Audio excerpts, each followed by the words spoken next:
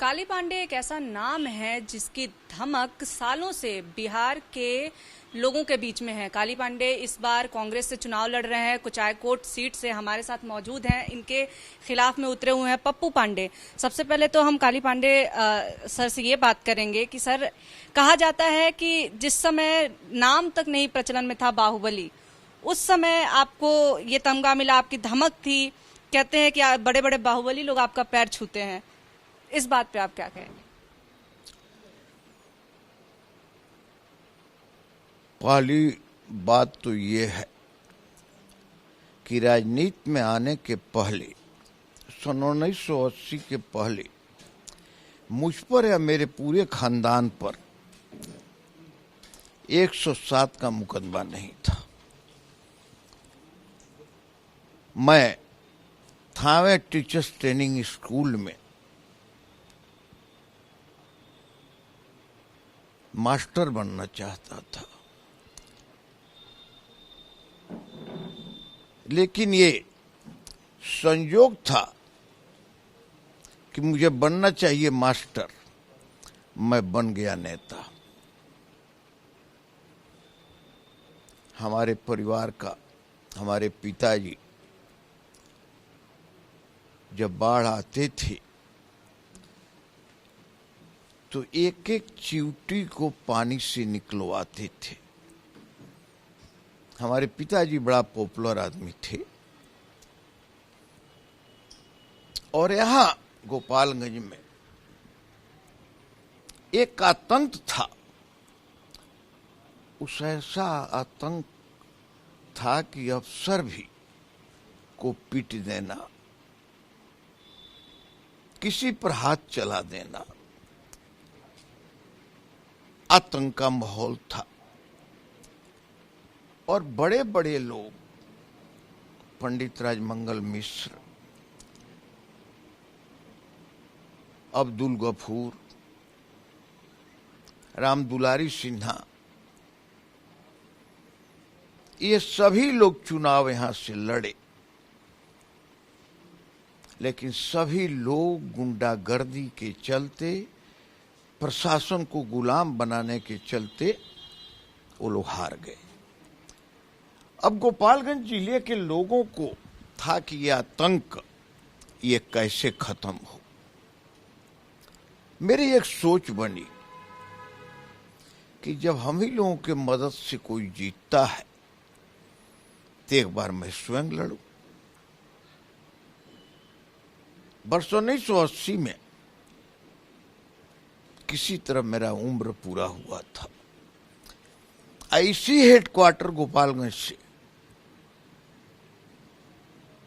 मैंने चुनाव लड़ा और 45,000 वोटों से मैं इंडिपेंडेंट चुनाव जीता। आतंक कम हुए और श्रीमती गांधी ने यूपी बिहार के लोगों को बचाने के लिए पिपरा बांध का निर्माण कराया था। और बिहार के मुख्यमंत्री जगन्नाथ मिश्रा से लेकर यहाँ के जो लोकल सांसद थे, प्रति ईयर बाढ़ के नाम पर करोड़ों रुपया खर्च किया जाता था। लेकिन गलत काम गलत होता है। एक ईयर का जो बोल्डर का स्टेकिंग का मेजरमेंट था, सेम मेजरमेंट 9 ईयर में वही चढ़ा था। उस चीज को मैंने पकड़ा, विधानसभा में उठाया, श्रीमती गांधी को ले जाकर मैं अपने दिया। परिणाम हुआ कि उस मैटर को उठाने के बाद जगन्नाथ मिश्रा ने मुझे जेल के सलाखों में भेज दिया। और केस क्या है? ये काली पांडे फलना व्यक्ति को धमका रहे थे। नॉन अवेलेबल सेक्शन को, अवेलेबल सेक्शन होना चाहिए, हमको जेल भिजवा दीजिए। मैं जेल में रहा और मेरी एक्टिविटीज बंद नहीं हुई। जेल से भी मैंने चिट्ठी लिखा,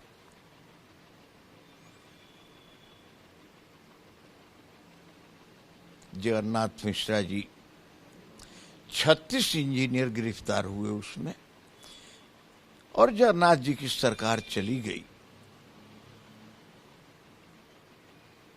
और चंद्रशेखर बाबू बिहार के मुख्यमंत्री बने। लेकिन जगन्नाथ मिश्रा इन दिनों में बिहार के कई थानों में केस जबरन दर्ज कराया। परिणाम हुआ कि मैं जेल से ही इंडिपेंडेंट का पार्लियामेंट का चुनाव लड़ा। अगर मैं अपराधकर्मी रहता और बाहर भी रहता, इंदिरा जी के लाश की शहादत पर लोग वोट दे रहे थे, मैं सबकी जमानत जब्त कराकर 3,87,000 वोटों से मैंने पार्लियामेंट का चुनाव जीता। और आज तक आजादी के बाद अपोजिशन बेंच पर कोई इंडिपेंडेंट आज तक इतना वोट से जीता नहीं था। तो यह प्रमाण है कि किसी व्यक्ति का विरोध करना, अगर उसे आप बाहुबली कहते हैं, और जनता का स्नेह प्राप्त करना कि जेल में रहकर मैं 3 दिन पेरोल के लिए आया तो लोग औरत सब रोड पर नोट और गहना फेंक दी थी। न कोई हिंदू था यहां, न कोई मुसलमान था, न कोई जात थी, न कोई पात थी। एक अजय बहुमत मेरे साथ मिला। और आज के डेट में मैं बताऊं कि मुझ पर 2 केस चुनाव में आचार संहिता का उल्लंघन करने का है। उसके अलावा कोई एक केस साबित कर दे तो मैं आज ही चुनाव मैदान से हट जाऊंगा। मैंने दिल जीता। गोपालगंज की बात छोड़िए, अगर पूरे हिंदुस्तान से एक बच्चा मेरे सामने कह दे कि आज भी दिल्ली में मैं काली पांडे के पास गया और मेरा काम नहीं किए, ये बाहुबली के नाम पर लोग पैर मेरा नहीं छूते थे। एक ब्राह्मण होने के नाते और विधानसभा में परफॉर्मेंस को देखकर जो बाहुबली थे उनको मैंने सुधारने का काम किया कि अपने लाइफ को, अपने परिवार को तुम देखो। और एक घटना ऐसी घटित हुई कि 1984 में जब मैं एमपी बनकर गया तो न जाने क्यों राजीव गांधी जी से एक पारिवारिक रिश्ता बन गया। जब सारे अपोजिशन विश्वनाथ सिंह के नेतृत्व में रिजाइन दे रहे थे तो पार्लियामेंट में मैं अकेले अपोजिशन बेंच पर बैठकर राष्ट्रपति के धन्यवाद प्रस्ताव पर मैं 2.5 घंटा बोला और राजीव गांधी के घर का फैमिली मेंबर बन गया। तो कुछ जगन्नाथ मिश्रा लोग मिलकर मेरे बारे में निकलवाए कि the modern Robin Hood Bihar mister Pandey. Rajiv Gandhi ने कहा जो मैं कांग्रेस ज्वाइन किया कि जो पार्लियामेंट में इतना बेस्ट ओरेटर है वो कभी क्रिमिनल हो ही नहीं सकता। तो सर आरोप लगे कैसे आपके ऊपर? कई दागी छवि आखिर ये कैसे बन गई कि दबंग हैं या फिर बाहुबली हैं, बाहुबली लोग इनका पैर छूता है, बाहुबली लोग इनके चेले चपाटी हैं, ये इमेज कैसे बनी? ये इमेज जिस बाहुबली को मैंने हराया उसके बारे में पूरे बिहार में ये चर्चा थी कि ये कभी हार नहीं सकता है। तो सबसे बड़े बाहुबली को जब मैं हराया तो कुछ लोग बाहुबली कहने। किसकी बात कर रहे हैं? किसी मरे हुए आदमी का नाम लेना मैं उचित नहीं समझता हूं।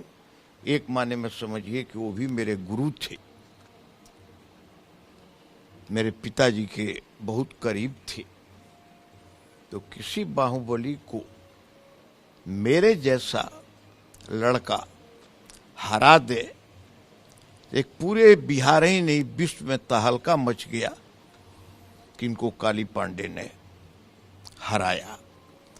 और जब मैं जीत कर गया एमएलए के रूप में तो विनोद सिंह, बीर बहादुर सिंह, मोहबिया, कितने लोग थे, मैं सबको एकत्रित करके इंडिपेंडेंट चुनाव धनराज सिंह को मैं लड़ाया। संयोग से एमएलसी का चुनाव जीत गए। तो अगर कोई मेरा पैर छूता था तो मैं उसे शिक्षा देता था, उसे यह समझाता था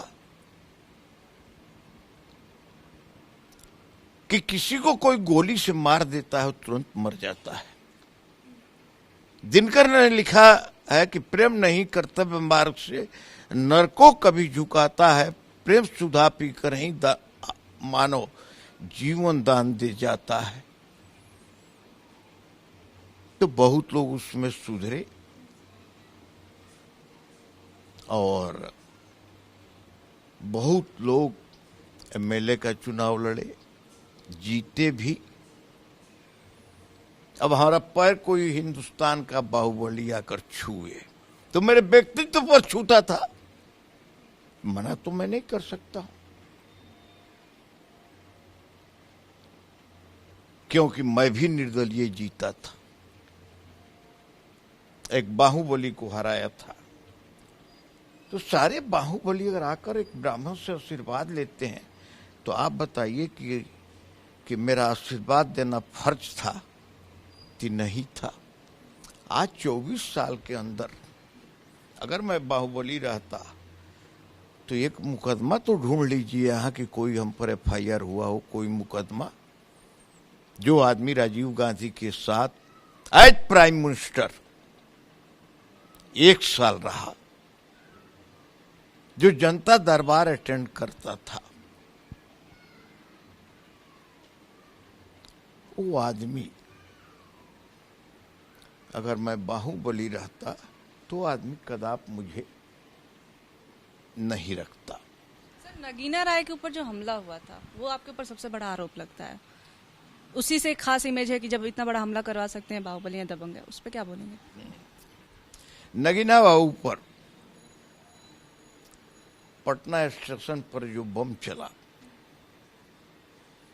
इसलिए सवाल करने के पहले उसके वस्तु स्थिति को जान लेना आवश्यक है। वो थे, उनकी पत्नी थी साथ में। एफआईआर किए 7 आदमी पर। मैं बैठकर उस दिन बाहर, संडे का दिन था, जवान बनने की कोशिश कर रहा था, खिजाब लगा रहा था। पुलिस आई तो राजकुमार सिंह जो ऊर्जा मंत्री हैं वही डीएम थे, यही कुड़ाल एसपी थे। उन्होंने वहां से फोन करके डीजी को बोला कि भाई जिस हालात में काली पांडे हैं कभी घटना को अंजाम नहीं दे सकते हैं।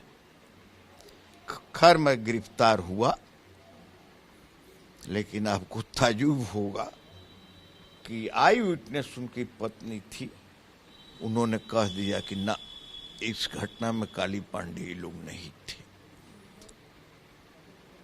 क्योंकि वो कांग्रेस में थे, पटना अस्पताल में भर्ती थे।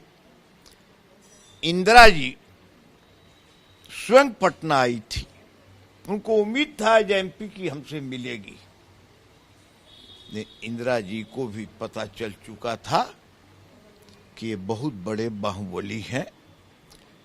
मुलाकात भी नहीं की और टिकट भी उनका कट गया। अब मैं भगवान से जेल में रोता था कि हे भगवान, किसी तरह नगीना राय जी को चुनाव लड़ा दीजिए। तो दमकीपा उस समय चरण सिंह की पार्टी थी, उससे वो चुनाव लड़ गए और जनता ने मुझे बेल दिया और मैं 3,87,000 वोटों से जीत गया। और लास्ट में खुद वो लिखकर कोर्ट में दिए कि काली पांडे, सुरेंद्र सिंह, इस सबको मैं गलत फंसाया था। अब इससे बड़ा साबूत आप क्या मांगते हैं कि हमला अगर मैं करवाया तो उनकी बीवी इनकार हो गई और उन्होंने स्वयं लिखकर कोर्ट में दिया कि केस को मैं उठाता हूं, तो कैसे आप बाहुबली कह सकती हैं? किसी बाहुबली का नेता का विरोध करना ही बाहुबली शब्द की उपाधि है, तभी मेरे साथ बाहुबली शब्द जुट सकता है, नहीं तो नहीं जुट सकता है। सर, आप बता रहे हैं कि कांग्रेस से पुराना रिश्ता रहा है, इंदिरा गांधी जी, राजीव गांधी जी, फिर आप इतने दिन से लोजपा में थे, फिर अचानक से आप कांग्रेस में, चुनाव से जस्ट पहले, नामांकन के 2 दिन पहले ही, इतना क्यों फेरबदल? इसका भी एक जबरदस्त कारण है कि मैं कांग्रेस में रहा 17 साल। जब राजीव जी की हत्या हो गई और नेहरू फैमिली ने, सोनिया गांधी ने, सब लोगों ने घोषणा कर दिया कि अब हमारे परिवार को कांग्रेस से कोई मतलब नहीं है, और उस समय सीताराम केसरी जी अध्यक्ष थे, तो मुझसे बनता नहीं था, कोई विकल्प नहीं था। तब मैंने रामविलास पासवान जी के साथ गया, क्योंकि वो भी उस समय कांग्रेस अलायंस में थे। रामविलास पासवान इंसान नहीं था, भगवान था। तो मैं जनरल सेक्रेटरी रहा, उत्तर प्रदेश का इंचार्ज रहा और दिल्ली का इंचार्ज रहा। लेकिन अकस्मात जब अध्यक्ष चिराग पासवान को बना दिया गया, तो उस लड़के को सभी को मिला जुला कर चलना चाहिए। नियम है कि सेंट्रल पार्लियामेंट्री बोर्ड के बिना बैठक का कोई निर्णय नहीं लिया जा सकता है। वो किसी से कुछ पूछे नहीं, कोई रणनीति नहीं बना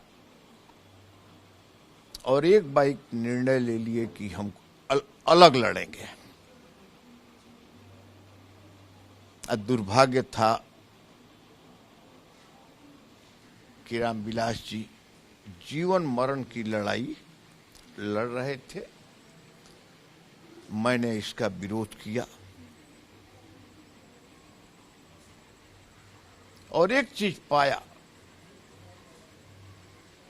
कि प्रतिष्ठा यहां रहने वाली नहीं है, क्योंकि चिराग पासवान हमारे जैसे वरिष्ठ नेता को 20 बार फोन करने पर भी एक बार लाइन पर नहीं आती थी। एक आप ही के बनारस से के एक लड़का है सौरभ पांडे, शायद कहते हैं कि स्कूल में हम लोग एक साथ पढ़ते थे, और सौरभ पांडे से पहले बात कीजिए तब आप चिराग पासवान से बात कर सकते हैं। बाप कभी बेटा नहीं बन सकता, अब बेटा कभी बाप नहीं बन सकता। वो भी छोड़ दीजिए, उसका काम था सौरभ पांडे का कि लोग पूछते थे अलायंस में है, टिकट चाहिए, 5 लाख दो, 4 लाख दो। ऐसा आज तक कभी रामविलास पासवान की जिंदगी में नहीं हुआ था, क्योंकि एक वचन उन्होंने मुझे दिया कि जबरदस्ती पार्लियामेंट में भेंट हुआ कि पांडे जी आपको चुनाव लड़ना है, आप क्षेत्र में जाकर तैयारी कीजिए। हम एक सवाल पूछा कि भाई पप्पू पांडे सिटिंग विधायक है तो मैं कैसे लड़ूंगा। तो उन्होंने कहा कि इतना अपराध का ग्राफ है, अभी ट्रिपल मर्डर हुआ है, पांडे जी चुनाव कमीशन भी कहता है कि अपराधकर्मी को टिकट मत दो, मैं टिकट मिलने नहीं दूंगा। 10 दिन के बाद फिर उनका फोन आता है कि बाबा देखिएगा कोरोना है, बच कर रहिएगा। ये शब्द कहकर उसी दिन इस हॉस्पिटल में चले गए, उनकी मौत हो गई। मैं सारा जितना करना था, हम अश्वनी चौबे 2 दिन तक, जब तक दाह संस्कार नहीं हुआ, लगे रहे। इस बीच में मैंने लोजपा के टिकट के लिए, ये हमारे रिलेशन भी हैं, वरिष्ठ अधिवक्ता हैं, वहां से कहा गया भेजिए, अभी दे देते हैं। जब ये गए, एक पौन नाम का आदमी था, तो कहा कि अभी सौरभ पांडे का अनुमति नहीं प्राप्त हुआ है, 12 बजे आइए। ये हमको बताए नहीं। फिर कहा कि 4 बजे आइए। तब मैंने कहा कि आप सीधे घर आइए, और मैं बैठा था, तब तक कांग्रेस के यहां से फोन आया कि आपको कुचाय कोर्ट से लड़ना है। अब मैं खुद समझ नहीं पा रहा हूं कि क्या खुदा या भगवान हमको टिकट दिए। फिर मैं गया, हम कहा कि कल तक लास्ट दिन है, तो बिना ज्वाइन किए हुए आप कैसे नॉमिनेशन कर सकते हैं।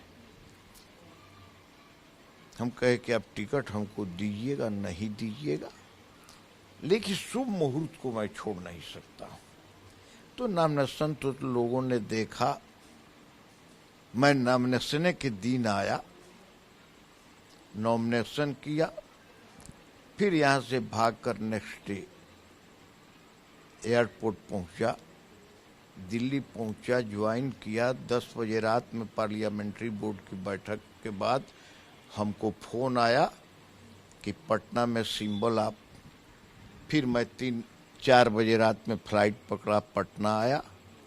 आज मैं सिंबल जमा किया हूं, लेकिन आज भी हिम्मत नहीं है कि कोई कितना ही बड़ा आदमी हो, यहाँ के गरीबों पर जुल्म करे। ईमानदारी एक मेरी पूंजी है, और इस समय तक उस ईमानदारी पूंजी को बचा कर रखा हूं। और जहां तक वो कैंडिडेट का प्रश्न है, एगो हमको छोड़कर कोई आदमी और खिलाफ बोलता है तो तीसरे में मर्डर हो जाता है। नहीं, मैंने उन लोगों को भी चेतावनी दी, परिणाम हुआ कि 3 मर्डर केस में बाप बेटा पर तो चार्जशीट हो गया, और ये जो लड़ रहे हैं उन पर भी सीआईडी की जांच चल रही है। लोगों का एक विश्वास है कि काली पांडे ही इनका जवाब। ये मैं नहीं बोलता हूं, क्षेत्र के किसी गांव में आप जाइएगा, ये लोग बोलते हैं कि इससे मुक्ति चाहिए। लेकिन सर फिर ये 3 बार से तो विधायक हैं, ये सिटिंग विधायक हैं, जदयू के ही सांसद है, जदयू के विधायक हैं, ऐसा आप क्या ऑफर कर रहे हैं जो कि उनसे अलग होगा? आखिर फिर जनता क्यों चुनती है उनको? एक तो सवाल उठता है ना कि जनता क्या पसंद करती है उनसे इसलिए उनको चुन रही है, या फिर उनसे डरती है? तो ऐसा आप क्या ऑफर कर रहे हैं? क्या डर के बदले डर की बात है, या फिर कुछ और आप ऑफर कर रहे हैं? नहीं, उसका मूल कारण था कि इनके भाई सतीश पांडे एस्काउंडर कर रहे थे, फिड़ाड़ थे। रात में आकर AK-47 अपने अपराध कर्मियों के साथ घूमकर ये तुम्हारे बूथ पर हार जाएंगे तो तुमको गोली मार देंगे। वो कोई चुनाव नहीं जीते हैं, जनता की आत्मा पर AK-47 रखकर चुनाव जीते। मार्जिन कोई बड़ा नहीं रहा। और जहां तक मैं MLA का चुनाव कभी नहीं लड़ा, मेरी पार्टी मुझे अब चाहे इंटेलिजेंस का रिपोर्ट हो या कोई हो कि वहां काली पांडे ही जवाब दे सकते हैं, मैं सबको इनकार कर दिया। राजनाथ सिंह जी आए, 1 बजे रात में प्रधानमंत्री का फोन आया कि आपको लड़ना है, सरकार अगर बनेगी तो आप जो पद मांगिएगा सो मैं दूंगा। उस समय मेरा लालच थोड़ा बढ़ा कि मैं ही एक ऐसा नेता हूं कि आज भी मेरे साथ 1-1.5 लाख लोग ऐसे हैं जिसमें जाति नहीं है, बात नहीं है। स्वयं कार्यकर्ता तो मैं नहीं कह सकता हूं, वे स्वयं काली पांडे, उनको ढोता रहा।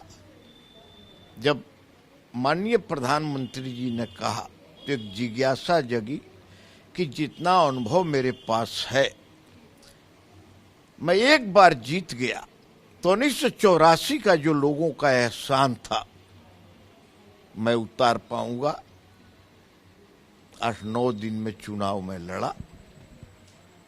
प्रशासन जो नंगा नाच किया उसकी कल्पना आप नहीं कर सकते हैं। मुझे 68,800 वोट मिला और उन्हें 70,000 कुछ वोट मिला, वो भी प्रशासन के बल पर उस चुनाव को हराया गया। और उसके बाद उनको थोड़ा नेता बनने की ज्ञान हुई। पहले तो लोगों से लेते थे लोग, अरे विधायक पर अभी 18 केस है जिसमें रंगदारी का भी केस है। तब वो लोग अब क्या किए कि पेट्रोल पंप पर बुलाकर साड़ी बांटना, खिलाना, काला शीशा उतार कर चलना। उन लोगों को इतना तक मैं जरूर समझा दिया कि गुंडई के बल पर राजनीति नहीं की जा सकती है। तो हर साल भोज अपना लगे कराने, कंबल बांटने लगे, और किसी आदमी को हिम्मत, मेरे डर से हिम्मत नहीं होता था कि किसी को ये लोग मार दें या किसी को कुछ करें। इस बार अगर नीतीश जी में थोड़ा सा भी कैरेक्टर रहता, इलेक्शन कमीशन अब 10 दिन पहले कहा कि पार्टी वाले टिकट देने के पहले अपराधकर्मी को टिकट नहीं दे, तो फिर इन्हें नीतीश कुमार क्या साधु जानकर टिकट दिए हैं? तो अब मुझे भी टिकट मिल गया है। तो लड़ना ही न पड़ेगा।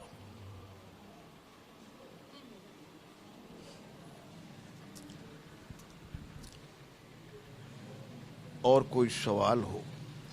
सर, आपने अभी जो बातें बताई वो तो पुरानी थी। मैं ये कह रही हूँ कि आप क्या ऑफर कर रहे हैं जनता को, क्या मुद्दे हैं जो कि आप उनको ऑफर कर रहे हैं? इस पे मैं छोटी सी टिप्पणी आपकी चाहती हूँ। हमारे पास मुद्दे एक नहीं है, हजारों मुद्दे हैं। सिर्फ इंदिरा गांधी के 20 सूत्री कार्यक्रम को आप गौर से देखेंगे,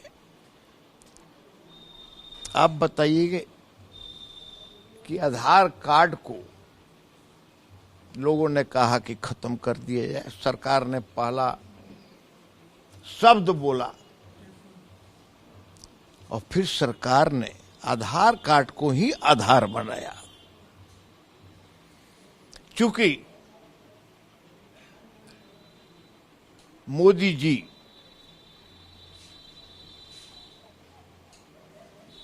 सिर्फ एक ओरेटर के रूप में ऐसा सपना लोगों को दिखाते हैं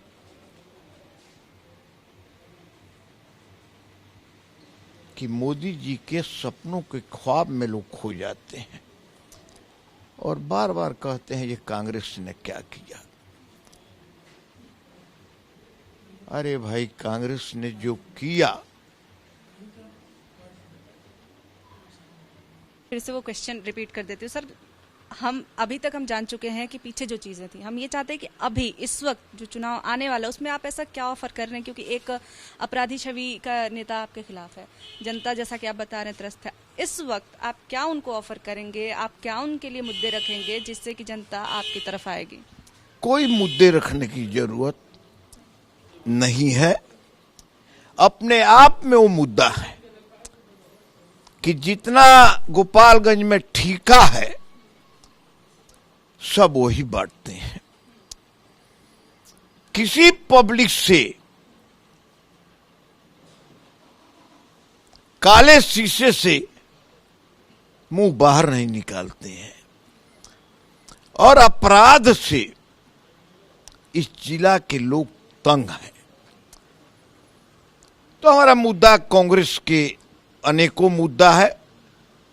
मैं सिर्फ आपको मोदी जी का एक भाषण छोड़ दिया जाए तो भाजपा के पास भी कोई मुद्दा नहीं है। वो कहते हैं कांग्रेस मिटाओ, तो बताओ हमको कि सबसे पहले दिल्ली जाओगे शांति वन में तो सबसे पहले नेहरू की समाधि मिलेगी, आगे बढ़ोगे तो इंदिरा जी की समाधि मिलेगी, उसके आगे बढ़ोगे तो संजय गांधी की समाधि मिलेगी, उसके आगे बढ़ोगे तो राजीव गांधी की समाधि मिलेगी।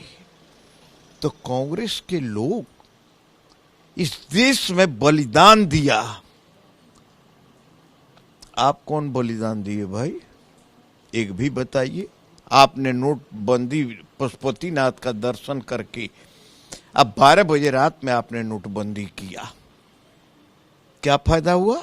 जब रिजर्व बैंक कह दिया कि जितने नोट मेरे यहां छपे थे वो सभी वापस आ गए। आपने खाता खुलवाया, सब गरीबों को कहा कि इसमें 35-35 हजार रुपया भेजेंगे, असफल रहा। और आप का इतना लोगों से प्यार है तो कभी नीतीश से आप गठबंधन करके चुनाव अकेले आप लड़ते, तब आपको कहा जाता कि आपने काम किया है। और जहां तक अभी वर्तमान सरकार है, इस गोपालगंज में जो पप्पू पांडे को की गिरफ्तारी नहीं हुई, उससे सारा लोग खिलाफ है। और नीतीश जी से न जाने क्यों कोरोना काल में उनका 3-4 वक्तव्य जो हम किसी को नहीं बुलाएंगे, कोटा में छात्र रो रहे थे, हम किसी को नहीं बुलाएंगे। तो ये मुद्दे नीतीश कुमार को इस चुनाव में ले डूबेगा। और देख रहे हैं कि अभी मीटिंग कर रहे हैं तो जो पुलिस लाइन का सिपाही है, एसपी कलेक्टर ढोकर ले जाकर बैठाते हैं, फिर भी भीड़ नहीं है। तो एक एक आदमी नीतीश से खिलाफ है और खासकर पप्पू पांडे को पुनः टिकट देने से इंटेलेक्चुअल क्लास के लोग सभी खिलाफ है। इस समय लोकल मुद्दे भी जबरदस्त है। इस गोपालगंज में हर महीने में अपराध का आंकड़ा 100 से ऊपर हत्या होती है। पुलिस चार्जशीट दे देती है, लेकिन एक अपराध कर्मी गिरफ्तार नहीं हुआ। अब इतना ही आप देख लीजिए ना कि सतीश पांडे जेल में गए तो यहां का प्रशासन ने, हमको लगा कि वही प्रशासन चलाने लगा। जितने उनके विरोधी लोग जेल में थे, सबको, किसी को भागलपुर, सबको बाहर भेज दिया गया। और एक छत्र राज्य जेल में प्रशासन को तो चाहिए था कि जब इनका भाई चुनाव लड़ रहे हैं तो इनको सबसे पहले ट्रांसफर अन्य जगह करना चाहिए था। नहीं किए। और इस बार मैं नहीं लड़ने के लिए तैयार था, लेकिन दो ही चर्चाएं थी। सारे लोग इनके अत्याचार से खिलाफ है। ससा मुसा चीनी मिल बंद हो गया इन्हीं के चलते। अब एक लोगों में धारणा बन चुकी है कि इसको हराना है। हराएगा कौन? काली पांडे को छोड़कर दूसरा कोई नहीं हरा सकता है। और जनता के मजबूरी के चलते, गुंडा राज को खत्म करने के चलते मैं ये चुनाव लड़ रहा हूं। और आप बगल की हैं, आपका सहयोग और आपका लेखनी मेरे लिए काम आए, यही शुभकामना है। तो आपने सुना काली पांडे को, जिनकी बातों से एक चीज तो साफ पता चलती है कि कुचायकोट सीट पे इस बार चुनाव में अपराध एक बड़ा मुद्दा होने वाला है। अपराधी छवि के नेता एक बड़ा मुद्दा होने वाले हैं, क्योंकि पप्पू पांडे के ऊपर कई सारे आरोप लगे हुए हैं। उनके भाई भी जेल में हैं, ट्रिपल मर्डर को लेकर के भी फंसे हुए हैं। लेकिन इसके बाद भी पप्पू पांडे जो है वो चुनाव लड़ने वाले हैं, चुनाव लड़ रहे हैं। और ऐसे में क्या होगा आगे, क्योंकि कई सारे मुद्दे हैं। विकास तो एक मुद्दा है ही, लेकिन अपराध एक बहुत बड़ा मुद्दा है यहाँ पे, जिसको देख करके जनता वोट करेगी। और हो सकता है कि पिछले कई बार से लगातार विधायक जो जेडीयू के बन रहे हैं पप्पू पांडे, जल्दी ही उनका भी सत्ता परिवर्तन हो जाए। कैमरा पर्सन अरविंद कुमार के साथ Nivedita Shandilya, ABP news, Siwan. ABP news आपको रखे आगे।